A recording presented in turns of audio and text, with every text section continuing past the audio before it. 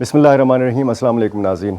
बन्नू में एक बड़ा वाक़या हुआ है और इस वक्त जब मैं ये वीडियो रिकॉर्ड करवा रहा हूँ 5:15 बज रहे हैं और अलसुबह ये जब वाक़या हो रहा था तो ये ऐसा वक्त था कि जब लोग अभी सो रहे थे या फ़जर की नमाज़ के लिए उठ रहे थे।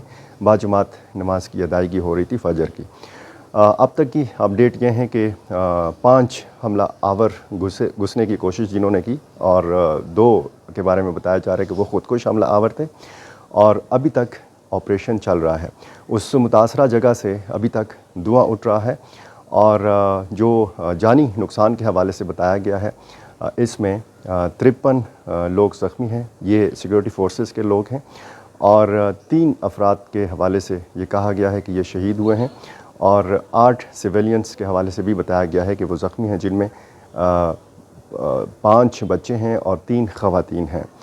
इसी तरह मकामी घरों को, दुकानों को नुकसान पहुंचा है, छतें गिरी हैं, इमारतों के शीशे टूटे हैं, दीवारें गिरी हैं और जो इलाका है मुतासरा वहाँ पर इस जगह तक पहुँचने के लिए जो रास्ते इस्तेमाल किए जाते हैं वो सारे सील किए जा चुके हैं।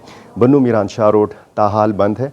इसी तरह जो सप्लाई लाइंस का रिहायशी इलाका है उस तक जाने वाली सड़क भी बंद है और साथ साथ ये भी बताया गया है कि हेलीकॉप्टर के ज़रिए भी इलाके की निगरानी की जा रही है और अभी तक क्लियरेंस ऑपरेशन जो है वो जारी है।